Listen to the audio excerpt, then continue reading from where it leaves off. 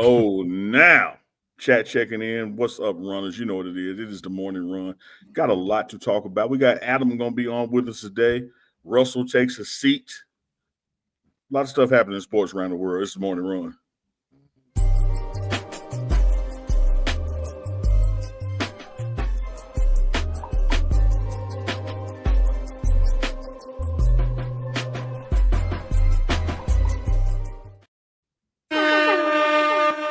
Blue block of Dukes in the building. Man, I hopped on here. I thought Cool Mo D was in the building. I used to live downtown, 139th Street, Harlem. Man, I found these glasses, man. My sister bought me these glasses in 2008. Shout out to Regina Dukes. Shout out Regina Dukes. What's up, man? Regina Dukes is in the chat every once in a while, showing some love. Yeah, shout out to my dog, man. Well, runners, mount up. We appreciate y'all joining us. Another episode of the morning run, 11 a.m. Mountain Time, all the way to 1 p.m. Eastern Time to 7 a.m. Mountain Time out here in the middle of the ocean. I'm just getting up. You need some blue blockers on too with the bags under your eyes. I do need some blue blockers. I was up late, got up late, one of them days, but we here. Call me. You know what? Forget about it. Shout out to everybody in the chat right now, checking in. What you want to call you? In the chat. Don't worry about it. Call you Baby Tyler. Oh, you want to be Big Tyler? Call me. If you want to call me anything with that, just make sure the bank account is connected to it. You feel me? Chico, don't do it, cuz. The money ain't worth it. When the cuz say don't go, then you don't go. Yeah, that means Chico go even further there. You gotta tell Chico no. Like you gotta tell cuz, like, cuz, don't do that, cuz. Nah, man. Chico will do it now. Where do we go from here? We got Adam coming on, checking in with us. We're gonna talk Colorado football, facing off versus BYU at home. Another 8:15 kickoff, late night checking in. We got to talk to Dukes about that, man. Dukes, you got anything on the agenda you want to talk about also? Man, not really, man. Nah. My man Chris Evans out of the Dirty Time, Memphis, Tennessee. He said Chico got a price. hey, man. You know, I usually be laughing at Chico. Chico, why you just laughing at me just then? Chico started cracking up, man. No, I was laughing at the comment right there. So I said, okay. Price. I was like, come on, dog. Yeah, I ain't know. I said, man. But nah, man, I tell you what I do want to talk about, like, for real, like, dog, we in the middle of it. We've been waiting on football season all year round, all year long, and we in the middle of it. This is a huge game coming up for the University of Colorado, man. Like, when you got a game and you know, and asking you this, Chico, there are some times where you know, like, hey, this, you don't want to call it a must win, but every game is a must win. But this one feels a little heavier than others. What's it like going through that pressure, being on that team and knowing, like, you know what, everybody's watching. We need to win this one. Man, it's like, I guess you would say, you know, when people are expecting something from you, and you know that if you get a big win right here, what it could mean for the rest of your season. You go into it, you know that weight, you know, you feel that weight during the week of practice. So you're gonna prepare for that. Your leaders on your team are gonna lead you, you know, in the right direction. You guys should be following behind and galvanized from the play of your leader and quarterback. And I think that the team, the preparation around that game leading up to it is going to be on another level. It probably has been on another level so far. And they know what's riding on this and what can come from it if they get a win. And I think this can propel, you know, a lot of momentum going into the rest of the conference play. We already, week 5? You know, been waiting on this forever. And now we're at week 5 already, you know. So, you know, it's time to buckle up and strap in and play some ball now for the Colorado Buffaloes. We're going to talk more about it with Adam, though, once he comes on at the 15-minute mark. What you think, Unc? I thought Chico was about to say strap on. That's why my eyes bugged out. I was like, oh, you must have been watching Drewski Could Have Been Love last night. That's what it was. I've literally never seen the episode. Shout out to Drewski. Well, I wish everybody the best in their endeavors, but I've never seen it. If you watch that episode, there'll be a lot of strap-on talk for you right there. Whoa. Whoa.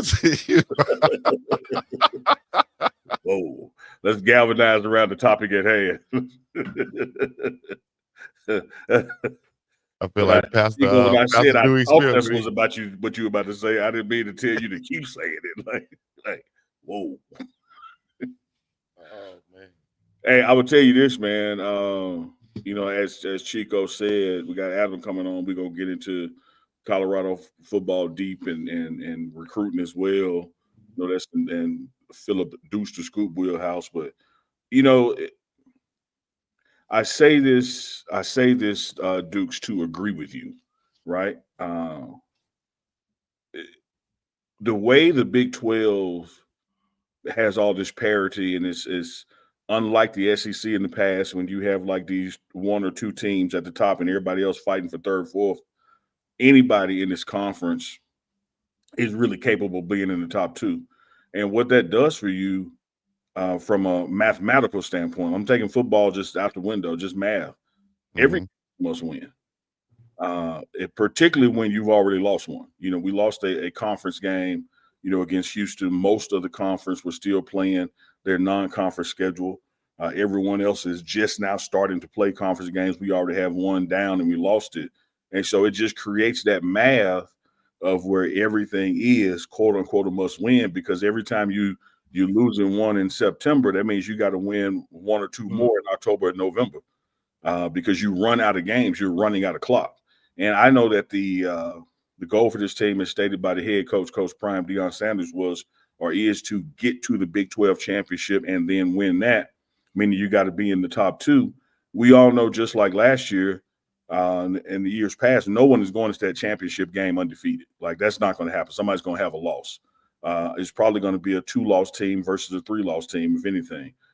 So having said that, the mathematical probability of you making it is still in front of you, but you can't squander games anymore. You got to win all the ones that you can win and win one you're not supposed to. Now, speaking of not supposed to, Dukes,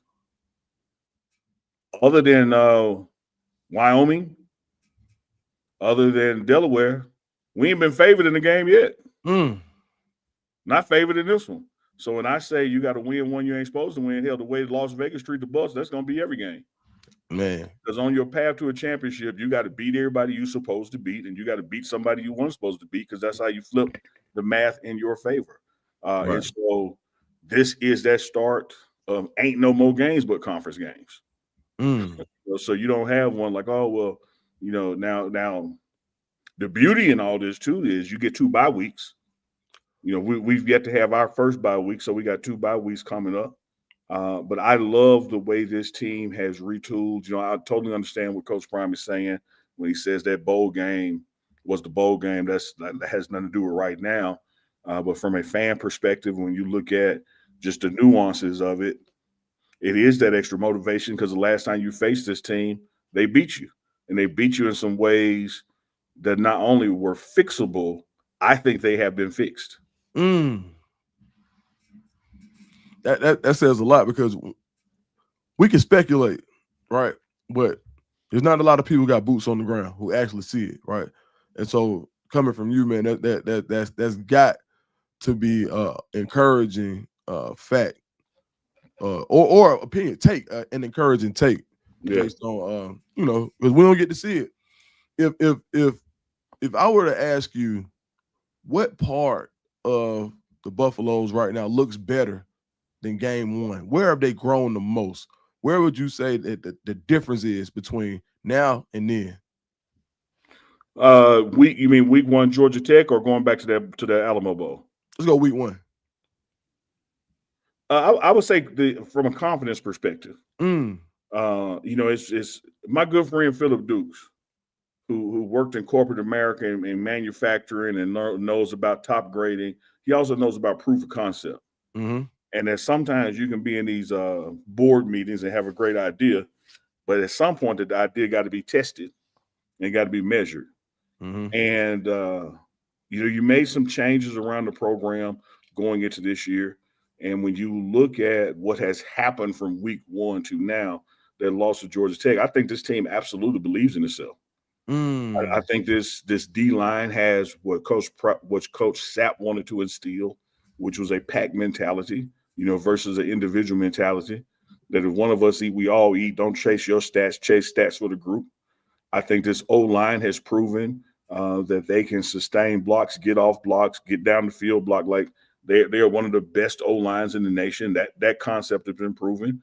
I think that this wide receiver room has proven that even though it's 80% of the offense having left with Travis Hunter, Jimmy Horn Jr., LeJontay Wester, that this wide receiver room is capable of stretching the field and putting up points with yards after catch.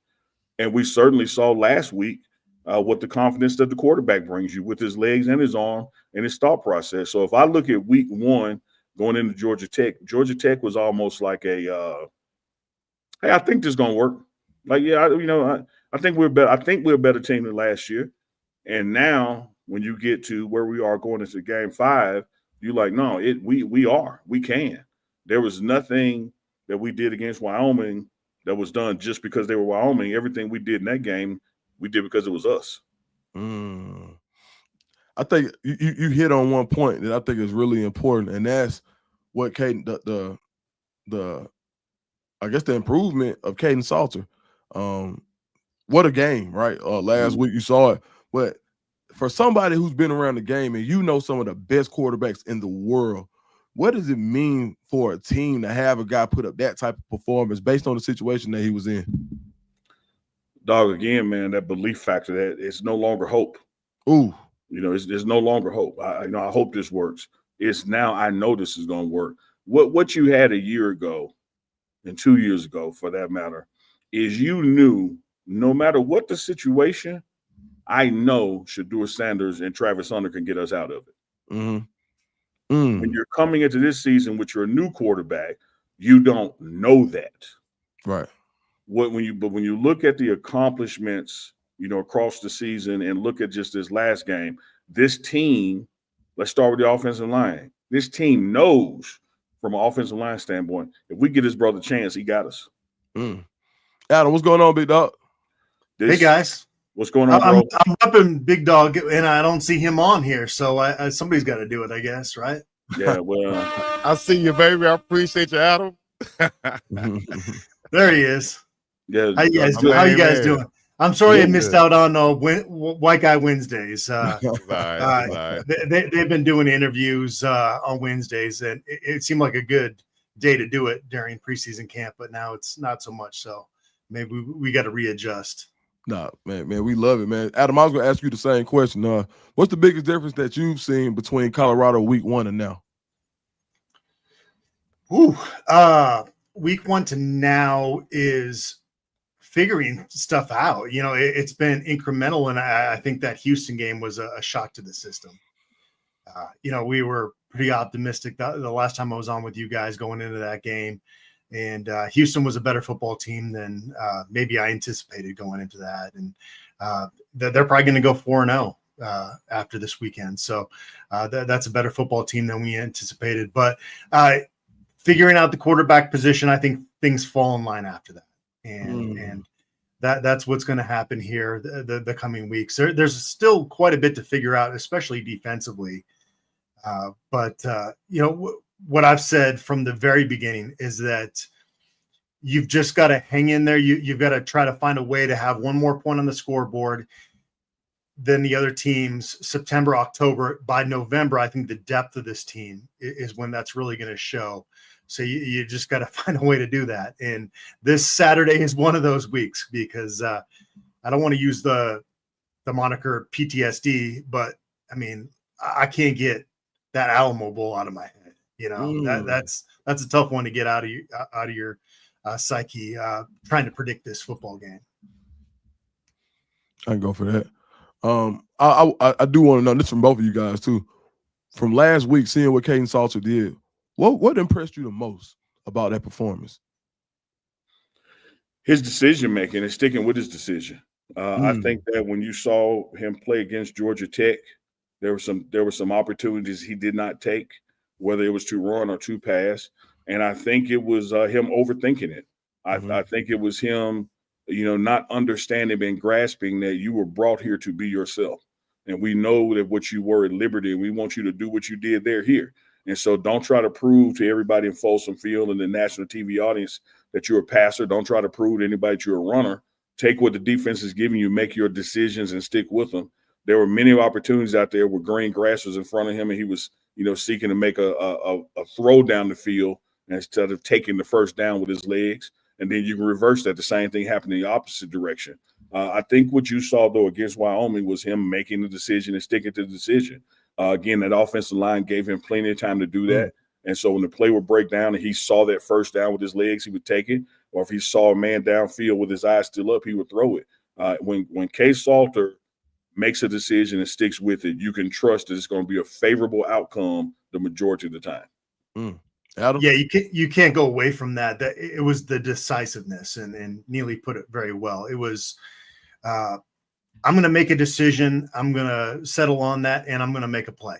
And we saw that time after time after time in that football game. And I was a little bit critical of like why he didn't get thrown in the Houston game, but I really now kind of understand, based on everything we've heard from his teammates, coaches, that this was the wake-up call I think he needed. He's a fifth-year senior.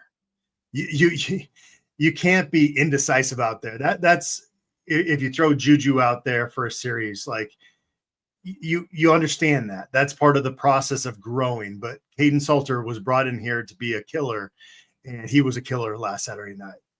Yeah, and speaking of that, Adam, the nuances and the details, no doubt, will be shared and told over time as time goes by. But what in the immediate sense, and I think when you open up a window there where you said a fifth-year senior, a fifth-year senior has his way of doing things. And let me tell you about your way of doing things in the Coach Prime organization. Your way of doing things ain't going to be the way to do things. The way to do things is his way to do things. You can like it, you can love it, you can hate it, you can ride with it, you can complain while you do it. All that stuff is human nature. But you're going to do it his way in a Coach Prime organization. And I think being that fifth-year senior, you come in with your mindset of how things are, how things could be, how things are where all the places you've been and how you've accomplished them. And then you have to learn, well, how do I take that skill set and apply it to the way this head coach runs his organization?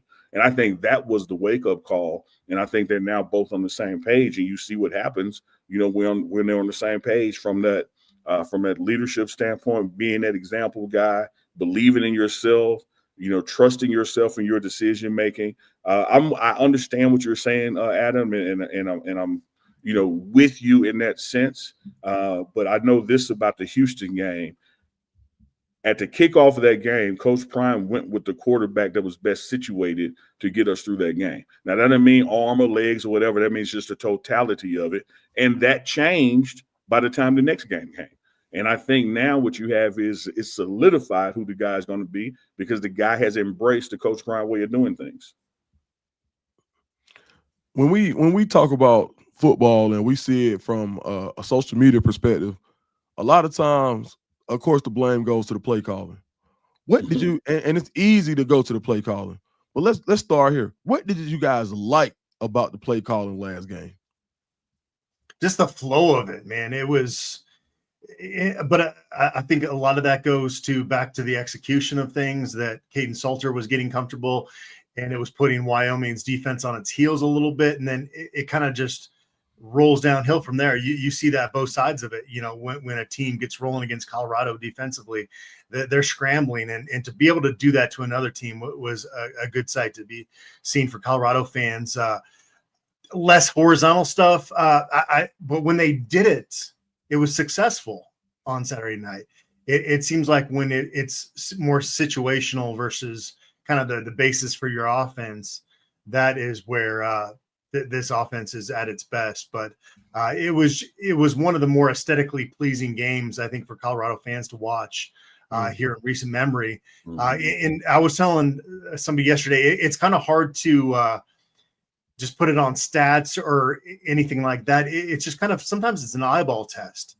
When you leave that stadium on Saturday, it was like, that was a well-called offense tonight. And it's not going to be perfect. You're not going to get a touchdown every play, but they set things up very well. And then you had Caden Salter like the breakdown with Sincere Brown, getting him into the end zone. Like as Coach Prime says, you need 3 plays out of your quarterback in a game. And that was one of those that he had. So you get those 3 plays, you have a well-called game by the offense coordinator. And it was one of those games where you have no criticisms. I don't feel like. I love that, Adam. I think that if I had a word for it, it'd be rhythm.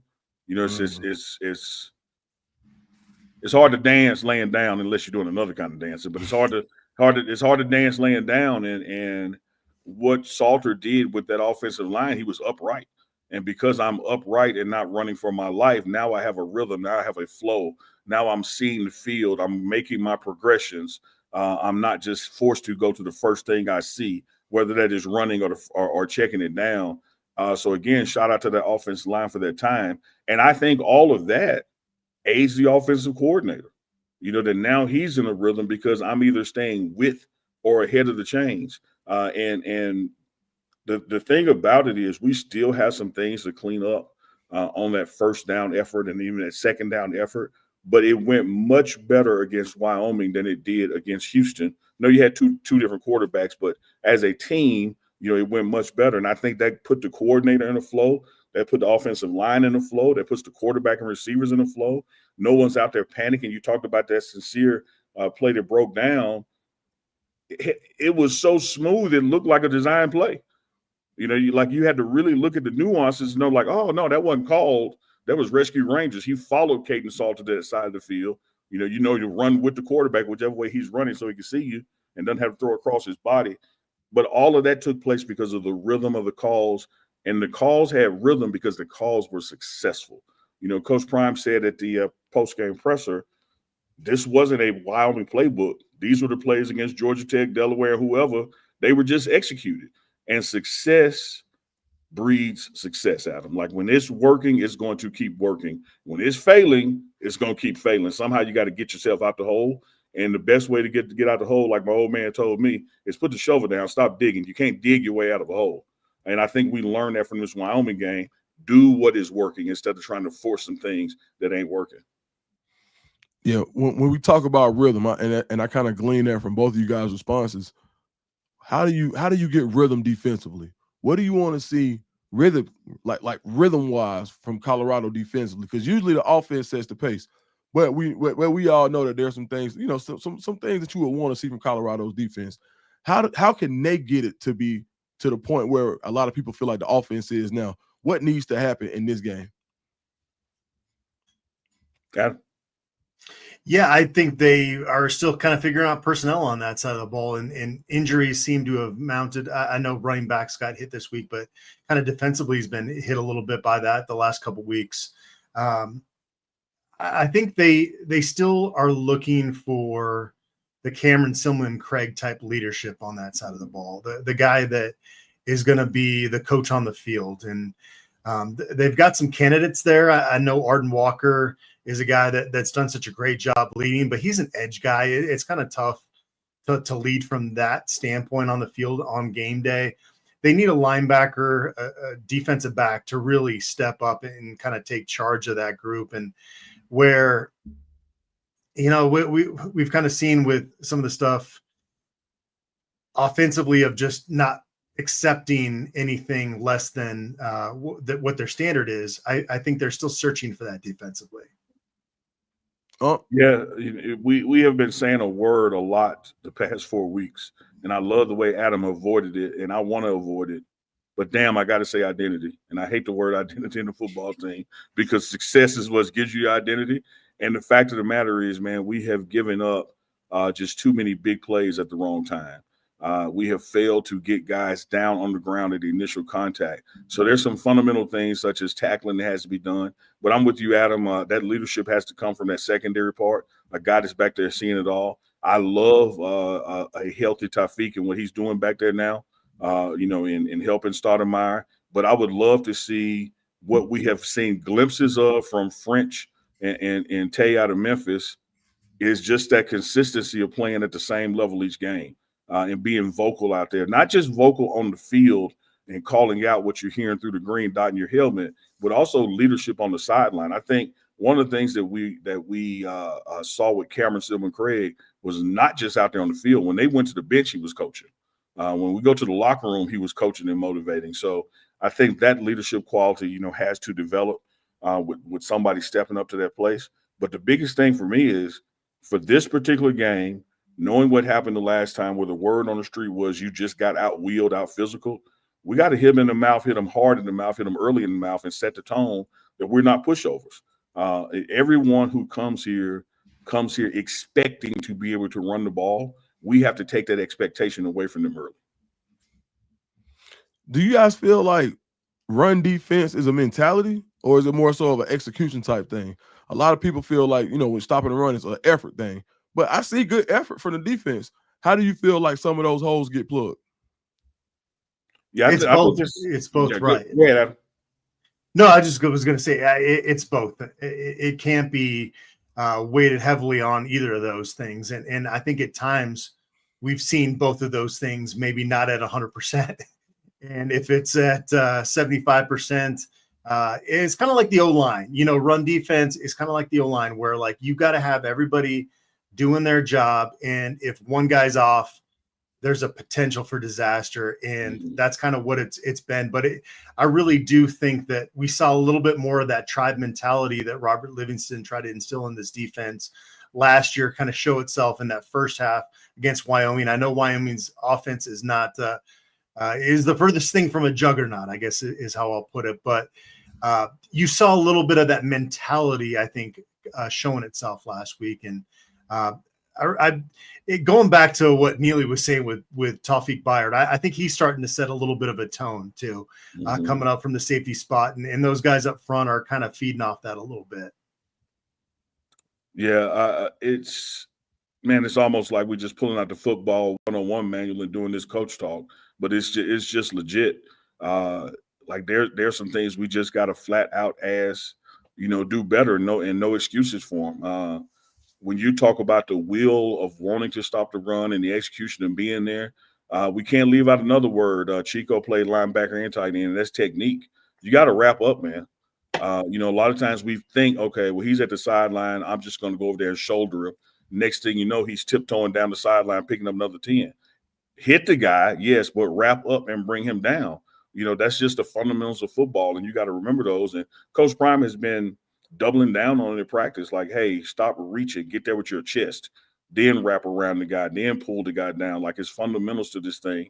And I think in the heat of the battle, we lose track of the fundamentals. Another thing, Adam, that you touched on, opened the door there for me, is to point out with Rob Livingston. He wants these guys to celebrate their success, but more importantly, he wants them to celebrate together. He's quick to pull up on film and show a guy that making a play, and the guy's celebrating by himself. And he's like, no, man, go to him. We got time. Like, we got time to line up. Celebrate together. Support your teammate. When they make a play, you make a play. Everybody rallies to the ball. Everybody, celebrate each other in their process. And because he's trying to build that, it's 11 playing is one thing. We got 11 parts, but we're moving out here as one and communicating, being successful.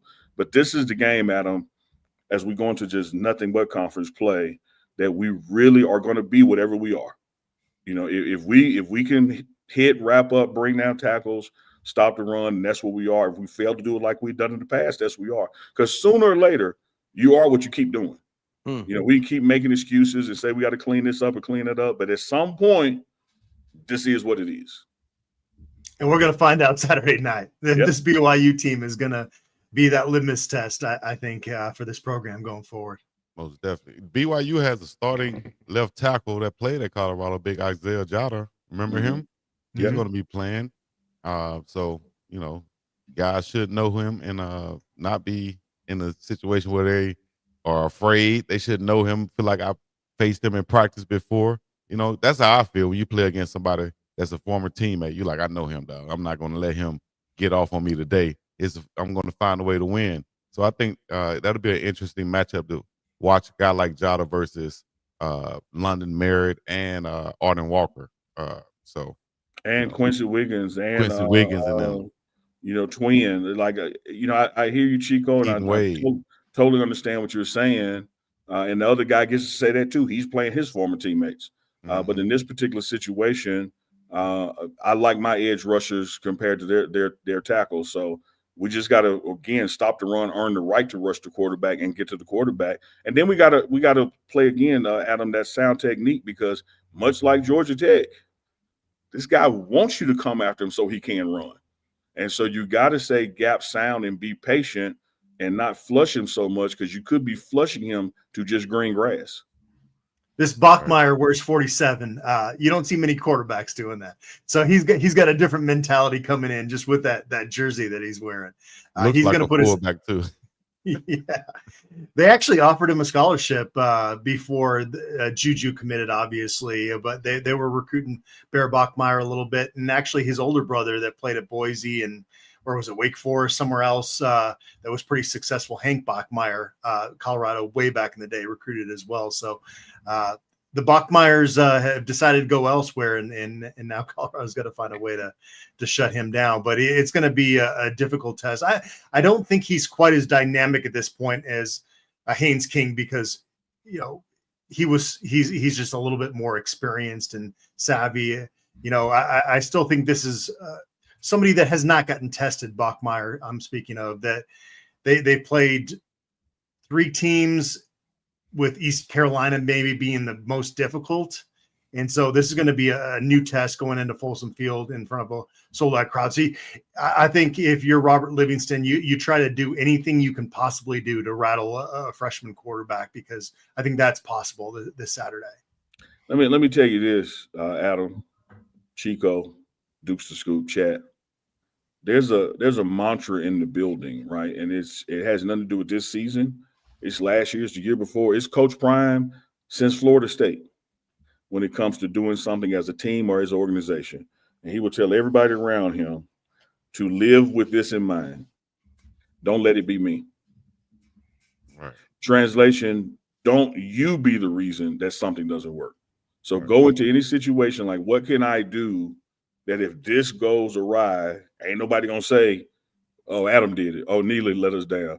And you better believe after these 3, 4, whatever games, Robert Livingston, whether we've won or lost, he's probably growing tired of it being the defense. And I think this is the game where you go like, it won't be us, not this time. Like, it's going to be special teams on the film board. It's going to be offense on the field. It's going to be the popcorn, man. It ain't going to be the defense.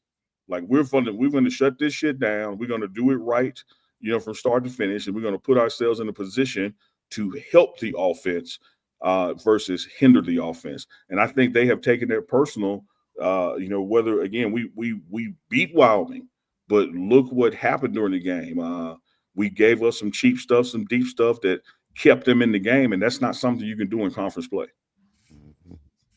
Y'all spoke earlier about possible lead on that defense, and this guy here is wearing Cameron Simmons-Craig's number on that defense, pretty much in that same position.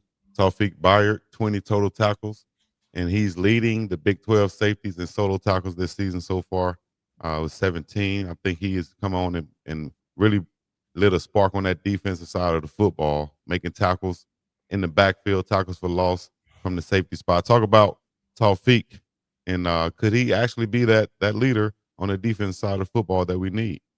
He has been this week. He has been since Wyoming. Man, it's amazing how the universe works. And that injury is probably one of the best things that happened for him because it gave him time to see the game from a different perspective. We talked about, Case Salt and him being a fifth-year senior, had to learn how to do it the prime way. I think while Taufik was out, he got to see the way it's done the prime way. And when he was going to the scout team and recovering and moved back up to the starting position, he gets it. And he gets it so much, he does it. And he does it so much, other people gravitate toward his execution and leadership. He certainly is a rising star on this team and becoming that guy. But here's the key factor in it, Chico. Coach Prime talks all the time about consistency. We saw it against Wyoming. We got to see it against BYU. We got to see it against Iowa State. We got to see it. It has to be – because, again, when you talk about Cameron Simmons-Craig and that number 7, you saw it happen time and time again. It was not a game off or we did it this time and didn't do it this time. It was consistent. And Taufik just needs time on the field to prove he's consistent. I think it's there. I believe it's there. He just needs more game reps for everybody else to go like, nope, that's our guy. Man, and we can all speak to this about consistency. But you know how good it is to know where somebody's going to be? And I think that's one of the biggest things when you have a safety that plays, what they call on the roof, or who plays up top and can play in the box, but he's going to be where he's supposed to be. And I think that's one of the biggest things that I think Bayard that I've seen. I'm like, I'm not in the game, the install meetings, but he looks to be in position, and he looks to be able to make plays when he gets in position. And so just having a guy like that and on the back end can do wonders for a defense. And just since the beginning of that Houston game, the 1-2 factor from him has been off the charts. It's one of those things that's sometimes hard to put a finger on, but when you see it, you know it. And he's a guy that is putting everything out there on the line. And like Neely said, it seemed like kind of like Caden Salter maybe just kind of needed that a little bit of a wake up call to just really pull it together. And when he committed to Colorado, I reached out to some guys that cover USF, and he was a real valuable part of that program last year for their football team that went to a bowl game, and they really missed him in the bowl game. So he's certainly come in and kind of found his niche here. Yeah. Do you feel like there may be anything lingering from that bowl game? Like, do you feel like this team is such a new team that it really doesn't matter? Well, I think it matters. It's certainly lingering with the players who played in it, right? Mm-hmm. And with about 50% of this team being new, I think it matters to them to prove that we're better than last year's team. That's something you heard all spring, all summer, that this team had more talent and depth across the board. Then you go out and lose against Georgia Tech, and people are like, I thought you said. Well, this is this game where now you have a like opponent, and you get to show like, hey, I told you we got depth. I told you we got talent. I told you we can rotate people in and out. So I think there is a slight chip on the shoulder, if you will. And I also think that, they're tired of being looked over by Vegas. Here's another game where you're not favored to win. It's on your home field at night in front of your crowd. Adam will be there. Ralphie Seven will be there. And you're still not favored. I think, that puts a little more emphasis to these guys that they want to go out and show and prove that they're right and the world is wrong. It's still lingering with me. That was an awful football game to cover. What a great week down in San Antonio, though. They do a great job on the Riverwalk, and that's one of the best events that I've ever covered. And I've been down there 3 times now there to cover bowl games, and Colorado has not won one. So it's like this great week that leads up to this miserable result. But BYU's defensive line that really handled Colorado in that football game. Most of those guys have gone elsewhere or exhausted their eligibility. So it's a little bit less intimidating up front defensively. BYU is still got a very solid defense, and they're going to be a very tough challenge, but this is definitely not the same football team that Colorado faced. Yeah, it's not Adam, but from a culture, from a characteristic standpoint, eyeball test, BYU in this conference are going to consistently have the older guys in the conference, and they're gonna outage you by just about 2 years at every position. Because of their mission commitments before they start playing, that kind of thing. So, across the board, you're going to have a 22-year-old playing against a 21 or a 19-year-old, on average. And so even though you're right, some of the individual names, a lot of the individual names have changed. That characteristic of you playing grown man ball when you play somebody in the state of Utah is still going to be there. And I think these guys, from Coach Prime up top through the recruiting department with Pretty Tony and Corey Phillips, have addressed the deficiencies on the D line that we had then, as well as the offensive line. And I also think that that fatigue factor, that deep well that you can dig into that wasn't there. You brought in Coach Swayze with his championship program history, to know how to get guys to have the same kind of energy and intensity late in the fourth quarter that you got early in the second quarter. So the steps have been taken. to right the wrongs of that bowl game. Now you just got to see, all right, the rubber's about to meet the road. Let's execute it. Did we really fix it? Yeah. What are some challenges you guys see for this defense versus the BYU offense? For lack of a better word, Chico, I call it patience. Sometimes you got to be prepared to be bored. And what helps you in that situation, I'm talking about eye discipline. You got to stop moving ahead of your eyes. Because what happened even in the opening series of Wyoming, and particularly in the opening series of Houston, we filled the gaps. We just filled the wrong one. And if you hold back about 0.5 seconds and really let the play start to develop and do your assignment, and then the alignment and technique comes to place. But first, your assignment. What am I supposed to be doing this play? Where am I supposed to be? And for the most part, when you break down that film and saw the deficiencies on our defense and the efficiencies on their offense, someone went to the wrong gap. Like we didn't do what we were supposed to do. And it was much like the offense. We could criticize Pat Sherman those early games he was calling, but had you caught the ball or run for the first down, no one would be criticizing it. So I think what we have to do with this game is be where you're supposed to be. And that takes a lot of discipline and patience to do that, because sometimes you feel like the action is not coming your way and I need to go make a play. And then that's when you guess wrong and the guy's 15 yards up the field. We cannot continue to hold somebody, to third down and let alone third and long, and then they run one on us for 20 yards when we've been stopping them before that. Agreed. No, I like that. I was going to ask you guys, who's somebody that surprised you so far?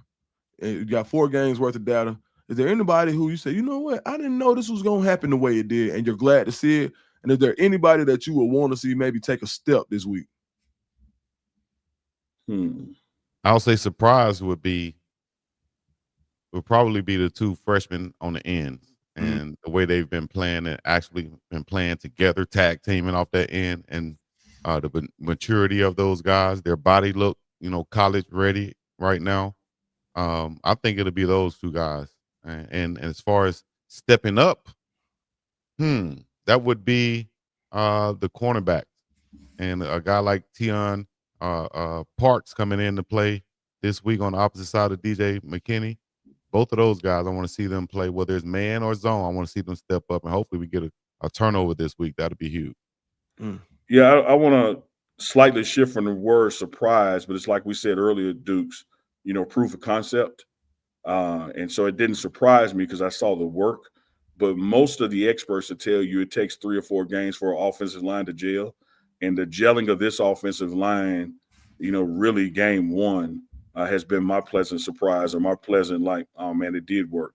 Because I often go back to the spring when everyone ridiculed Coach Prime, saying there is no way in the world 3 offensive line coaches in one room can work.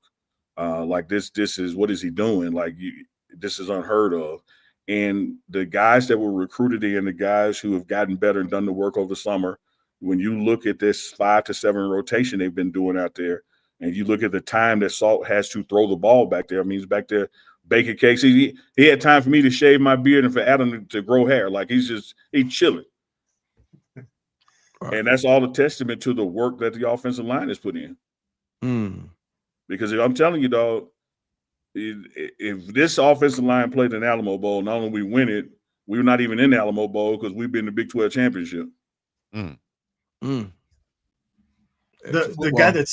guy that really surprised me early on was Simeon Price, because he came in and really hadn't produced much at the college level until he got here. And so kudos to Marshall Falk and Corey Phillips and Coach Box and Coach Ray for that evaluation there. They saw something there. Unfortunately, he's going to be out this week. So another name I'll throw in there is Sincere Brown, because he told us in preseason camp that he runs a 4.3, and I'm looking at this 6'5" guy going, there's no way in heck you run a 4.5, man. Like, there's no way. And then he goes out there last week and gets clocked in at 22.3 miles per hour, and it's like, okay, all right, I was wrong there with those internal thoughts there, and so kudos to him. A guy that needs that wasn't in the first quarter. Like, exactly, he was 20 plus miles per hour late in the game, I'm talking about accelerated out of there too. The Found guy that open spot, scramble with the quarterback. That was a beautiful play by Sincere Brown. Yeah. this week, this has got to be Draylon Miller's week. He's got to come out and step up and show out because he's too talented to not have the production that he hasn't had so far this season. Yeah, he certainly had some that have hit his hands, and so I'm with you, Adam. That would be my, star on the rise, the guy I'm looking for to step up and make up for some of those drops. But he's certainly a weapon. When you talk about who's in, who's out, who may not be playing, when you got a guy with his athleticism, you can move him anywhere on the field with that size, that speed, and that body. But the hand confidence has certainly got to come back. And I know that his wide receiver coach, Jason Phillips, has done everything possible this week to make that happen. Yeah. Adam, Miller too. So Adam, now this is the time where high school film is getting reevaluated. You see a lot of offers going out. Is there anybody that Colorado fans should be looking out for to say, hey, you know what, Colorado may have a great chance with this recruit? Yeah, I mean, we've gone the last couple of days with a couple of new commitments. Those guys, Emmanuel Ruffin, a defensive tackle from Alabama, a 4-star guy, as well as the receiver they got out of Florida, Christian Ward. Those guys were uncommitted, but now you're kind of switching over a little bit to flip season. You're going to see Colorado continue to go after guys that are committed to other programs that have got that great senior film like you talked about. And obviously Sedarian Morgan's not one of those. He was already a 5-star guy before that, but Braden Allen, a receiver that's out of Louisiana, he's currently committed to Tulane, is going to be visiting this weekend. Lakeith Thompson from Florida is committed to Louisville. He's a running back, is going to be coming out this week. Brian Hamilton, currently committed to Pittsburgh, a receiver, is coming out this weekend. Caleb Morris, a defensive lineman, currently committed to Mississippi State, is coming out this weekend. So this is where you see them go in on guys, and this staff is not always trying to be the first offer. They're kind of feeling their way out a lot with these recruits, and some of that comes down to NIL and kind of feeling that part of it out. But also, a lot of these recruits that have success are proactively kind of recruiting Colorado, and so that's fun too to see that guys really want to play for the Buffs. And you're going to see, I would guess, probably a half dozen guys flip from other colleges to Colorado before we get to that December signing period. Wow. Adam, I think I'll be interested to get you and Duke's thoughts on this, and even Chico as a former player. One of the things I think helps in this recruitment, flipping all of it in one pot, and I'm going to put to the side, the gold jackets in the building, starting with the head coach. I mean, just from an eyeball test of what you see, I think one of the things that you see is that I don't care if you're coming in as a true freshman or you're coming in as a transfer, you play here when you do what it takes to move up to play. And I think that whether it is old school recruiting a guy coming out of high school or the new transfer portal way of doing things, what everybody is seeking, other than the bag, what everybody is seeking is opportunity. And one thing that Coach Prime has proven, whether you're a freshman just coming out of high school or a guy that didn't work out somewhere else, like you talked about Price at running back, other place he's been, or D-line guys that's come here, you come here, you're going to get opportunity. And not only an opportunity to play, opportunity to be seen, because all our games on TV. And so I think that has to be something that just helps when you're having conversation with these guys about coming to play at Colorado. Yeah, because, it doesn't matter what program you have and how deep your budget is. We saw what Texas Tech did, and that's worked out well for them from a transfer NIL budget. But, you can only put 11 guys on the field at a time. So there's currency involved with just the opportunity. And so you laid that out well. It's an opportunity to come somewhere and earn true NIL dollars. We've seen it with the Taco Bell over here, them just really stepping up in different areas to help these guys out. But you also can kind of weed out guys that you don't want in your program by having this new era okay, if that's all he's about, and we know that Coach Prime, that's kind of his philosophy, right? Is bringing these high school guys in and seeing what they care about. And a lot of them are just not going to be part of the culture that he's trying to build at Colorado. And so you can kind of weed guys out now. If you could have $100 million NIL budget, you'd love to have it if you're a Colorado fan.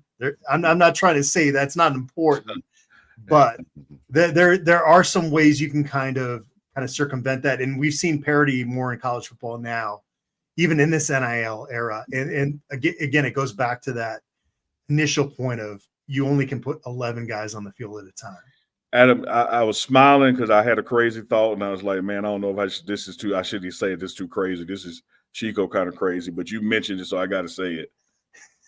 There is, when you sit back and watch, right, and when you ain't got it and other people do, you sit there and go like, damn, I hope that experiment doesn't work.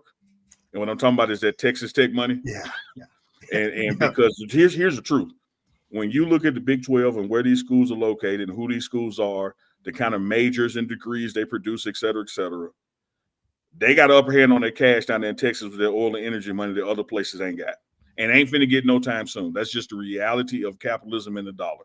And so when you saw what Texas Tech was preparing to do last year and implementing for this year, you were sitting back going like, man, I really need this not to work.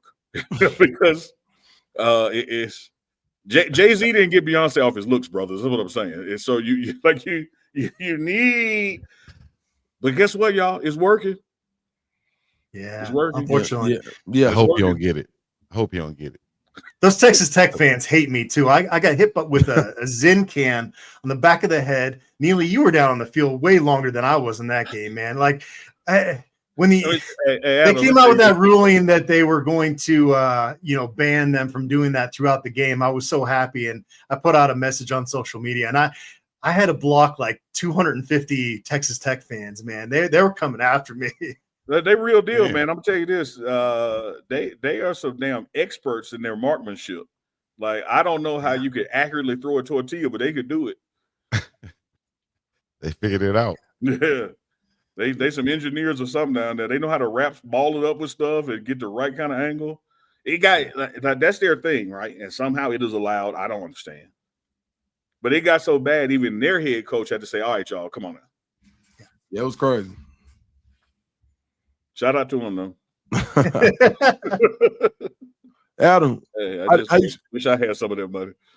Adam, how do you see this game going? So I got to do a prediction later today, and it's one of those where I got to kind of try to separate what happened at the Alamo Bowl from my mind. And there was part of me that just a couple years ago, I had my dog actually predict a football game. I printed out logos for each team, the Buffs and the Sun Devils, because I had no idea who was going to win that game. And we got a doggy door, so I had my wife kind of hold Punchy, our boxer, back, and I put kibbles down on each one. And she predicted wrong. If she had predicted right, I'd go with her again. This time I can't do it again. I don't know. I'm probably going to flip a coin. I don't know. It's a tough matchup for Colorado, kind of like Georgia Tech was. Adam, I know we do our predictions on Friday, but I'm gonna tell you why I'm picking Colorado, but I'm gonna say the score for tomorrow. I think we have overlooked. Okay, we talked about how we got out physical and all that, blah blah blah blah blah. And we talked about how we have addressed those things with D-line upgrade, offensive line playing wonderfully. Et cetera, et cetera. But I talked about this the other day with Chico. We cannot forget in that game against BYU how much their special teams put them in the position to kick our ass. They had a 64-yard punt return for a touchdown. Mm-hmm. We had 0 yards for returns. Like, that's not going to happen this year. Their kicker, he had 2 field goals from plus 50, 54 and 51, I think. We got a kicker now in Buck that can do that. And so when I started adding up how we lost the game as far as possession, I think they ended up having the ball like 11 minutes more than us or something. When I look at time of possession, giving up that punt return for a touchdown, don't forget that onside kick that nobody expected them to do, and then they got it and scored on that drive. I think that systematically there's some things we've done, upgrading this defensive line, upgrading this offensive line, our solid quarterback play as well, so no drop off there. Our rise in special teams plays. Coach Pollock has done a wonderful job. We not only got legs, we got gunners that's getting down there.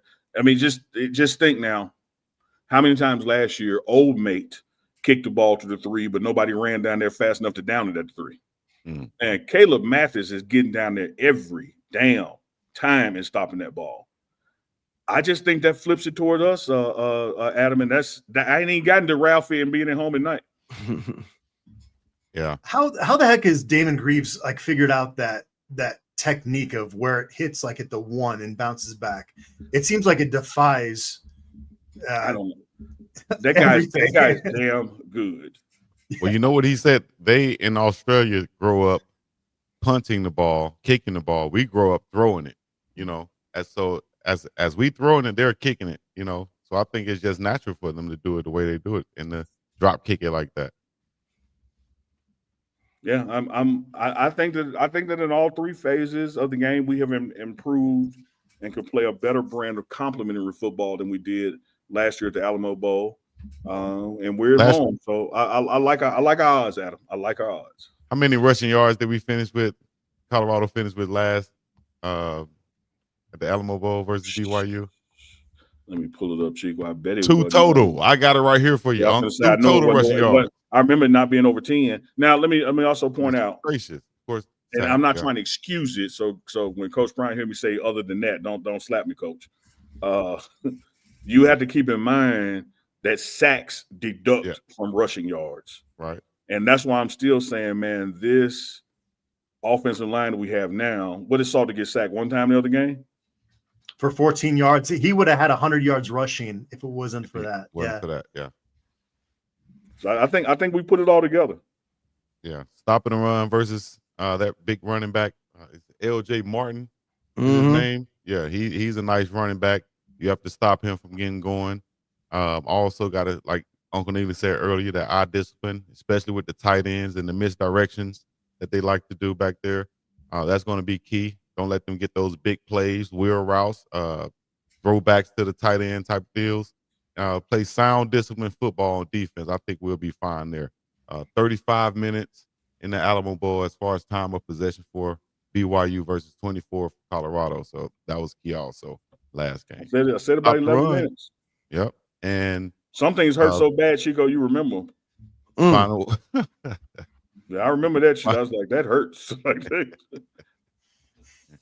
So at Chico, it's hard to win the game without the ball, man. Right. Like that's putting up points early, I think is going to be key, man. Once again with this team right here, put up points early. If Caden Salter can get the offense to score early, especially if we can go up by like 10 scores, 2 scores, whether it's 10-0 or 14-0, that's going to be key for this ball club. Also, we can play fast on defense at that point. Well, so Adam, are we gonna with you live on the air? In front of the 534 watching live and the thousands upon thousands who'll be watching later. Are we going to officially switch Adam to Thursdays? We got to come up with a new slogan for this, though. Tan Thursdays. You look a little olive over there, so okay. Thursdays.